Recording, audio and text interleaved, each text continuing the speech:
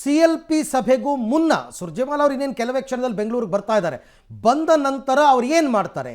ಮುಖ್ಯಮಂತ್ರಿ ಮತ್ತು ಉಪಮುಖ್ಯಮಂತ್ರಿಗಳನ್ನ ಪ್ರತ್ಯೇಕವಾಗಿ ಕರೆದು ಮಾತನಾಡೋ ಸಾಧ್ಯತೆ ಇದೆ.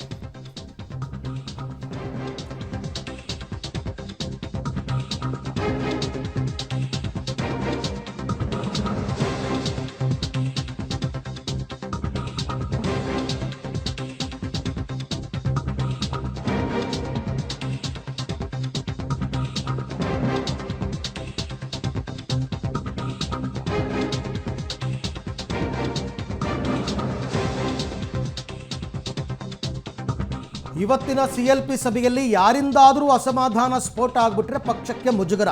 ಹಾಗಾಗಬಾರ್ದು ಅನ್ನೋ ಕಾರಣಕ್ಕೆ ಇವತ್ತು CLP ಸಭೆಗೂ ಮುನ್ನ ಸಮಾಧಾನ ಸೂತ್ರ ಏನಾದರೂ ಹೇಳ್ತಾರಾ ಸುರ್ಜೇವಾಲಾ? CM DCM ಜೊತೆ ಪ್ರತ್ಯೇಕ ಸಭೆ ನಡೆಸುವ ಸಾಧ್ಯತೆ ಇದೆ. ಕೆಲವೇ ಕ್ಷಣಗಳಲ್ಲಿ ಬರ್ತಾ ಇದ್ದಾರೆ ಸುರ್ಜೇವಾಲಾ ಅವರು. ಸದ್ಯಕ್ಕೆ ಬೇರೆ ಯಾವುದೇ ಚರ್ಚೆ ಬೇಡ ಅಂತ ಸಮಾಧಾನದ ಸೂತ್ರ, ಸುರ್ಜೇವಾಲಾ ಸೂತ್ರ ಉಭಯ ನಾಯಕರಿಗೆ ಮುಲಾಮ್ ಹಚ್ಚಿತ್ತಾ ಅಂತಕ್ಕಂಥ ಇನ್ನೊಂದು ಪ್ರಶ್ನೆ ಇದೆ. ಬೆಳಗಾವಿ ಸಮಾವೇಶದ ಒಗ್ಗಟ್ಟು ಡೆಲ್ಲಿಯಲ್ಲಿ ಅಷ್ಟೇ ಬಿಗ್ಗಟ್ಟಿನ ಚರ್ಚೆ ಆಗಲಿ. ಶಾಸಕಾಂಗ ಪಕ್ಷದ ಸಭೆಗೂ ಮುನ್ನ ಉಭಯ ನಾಯಕರಿಗೆ ಸಂದೇಶ. ಆ ನಂತರ ತಮ್ಮ ಬೆಂಬಲಿಗರಿಗೆ ಹೈಕಮಾಂಡ್ ಸಂದೇಶವನ್ನು ರವಾನಿಸುವುದು. ಒಂದು ವೇಳೆ ಯಾವುದೇ ಚರ್ಚೆ ಬೇಡ ಅಂತಂದರೆ ಡಿನ್ನರ್ಗಷ್ಟೇ ಸೀಮಿತವಾಗುತ್ತಾ ಅದು ಕೂಡ ಗೊತ್ತಿಲ್ಲ. ಬಟ್ ಸುರ್ಜೇವಾಲಾ ಅವರು ಬರ್ತಾ ಇದ್ದಾರೆ, ಇನ್ನೂ ಅಧಿಕೃತವಾಗಿಲ್ಲ. ಅವರು CM ಮತ್ತು DCM ಅನ್ನು ಸಪ್ರೇಟಾಗಿ ಕರೆದು ಮಾತನಾಡ್ತಾರೆ ಅಂತ. ಇದರ ಜೊತೆಗೆ ಹೈಕಮಾಂಡ್ ಗಮನಕ್ಕೂ ಇವೆಲ್ಲ ಬಂದಿದೆ. ಹೈಕಮಾಂಡ್ನಿಂದ ಏನಾದರೂ ಸಂಧಾನ ಸೂತ್ರವನ್ನು ಹೊತ್ತು ತರ್ತಾರಾ ಸುರ್ಜೇವಾಲಾ? ಅದನ್ನು ಕೂಡ ಕಾದು ನೋಡಬೇಕು. ಈ ಬಗ್ಗೆ ಕೂಡ ಮತ್ತಷ್ಟು ಮಾಹಿತಿ ನನ್ನ ಕೊಲೀಗ್ ಸುಖೇಶ್ ಅವರಿಂದ ಪಡ್ಕೊಳ್ಳೋಣ. ಸಾಮಾನ್ಯವಾಗಿ ಸುಖೇಶ್, ದೊಡ್ಡ ದೊಡ್ಡ ಸಭೆಗಳು ನಡೆಯೋದಕ್ಕೆ ಮುನ್ನ ಪ್ರೀ ಮೀಟಿಂಗ್ ಡಿಸ್ಕಷನ್ಸ್ ಅಂತ ಆಗುತ್ತೆ. ಸೊ ಇವತ್ತು ಕೂಡ ಪ್ರೀ ಮೀಟಿಂಗ್ ಡಿಸ್ಕಷನ್ಸನ್ನು CM ಆ್ಯಂಡ್ DCM ಜೊತೆ ಮಾಡಬಹುದು ಸುರ್ಜೇವಾಲಾ, ಇಲ್ಲ ಅಂತಲ್ಲ. ಬಟ್ ಹೈಕಮಾಂಡ್ ಏನಾದರೂ ಸಂದೇಶವನ್ನು ಕಳಿಸಿರ್ತಾರಾ? ಹೈಕಮಾಂಡ್ನ ಸಂದೇಶಕ್ಕೆ CM and DCM ಒಪ್ತಾರಾ?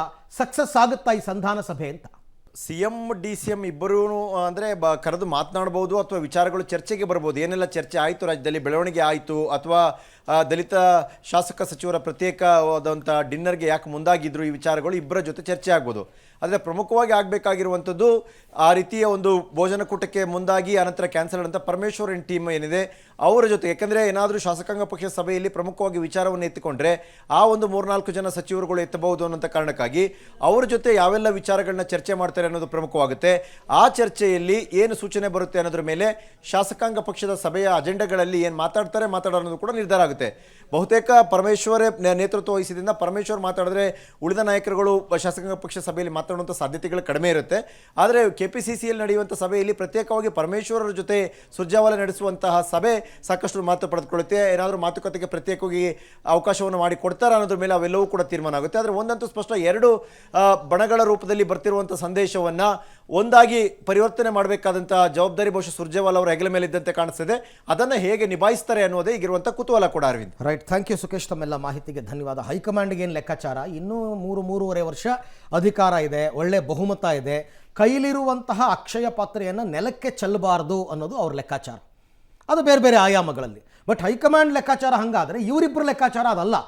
Power sharing ಅಂತಕ್ಕಂಥದ್ದು ಏನಾಗಿದೆ, ಅದೇನು ಒಗ್ಗಟ್ಟಿನ ಸೂತ್ರವನ್ನು ಇವ್ರು ಹೇಳ್ತಾರೆ, ಅವತ್ತು ಡೆಲ್ಲಿನಲ್ಲಿ ಏನು ಒಂದು ಡಿಸ್ಕಷನ್ ಆಗಿತ್ತು, ಏನು ಒಪ್ಪಂದ ಆಗಿತ್ತು, ಅದನ್ನು CLP ಸಭೆನಲ್ಲೇ ಹೇಳಿ, ನೋಡ್ರಪ್ಪ ಯಾರು ಬಾಯಿಗೆ ಬಂದಂಗೆ ಮಾತಾಡಬೇಡಿ, ಹಿಂಗೆ ನಿರ್ಧಾರ ಆಗಿದೆ, ಅದನ್ನು ನಾವು ಕಾಲಕ್ರಮೇಣ ಅನುಷ್ಠಾನ ತರ್ತೀವಿ ಅಂತ ಹೇಳಿಬಿಟ್ರೆ ಸಮಸ್ಯೆ ಮುಗಿದೋಯ್ತು. ಅದು ಯಾಕೆ ಹೈಕಮಾಂಡ್ ಅವರು ಕೂಡ ಅದನ್ನು ಮುಚ್ಚಿಡ್ತಾ ಇದ್ದಾರೆ ಅಂತ ನನಗೂ ಅರ್ಥ ಆಗ್ತಾ ಇಲ್ಲ.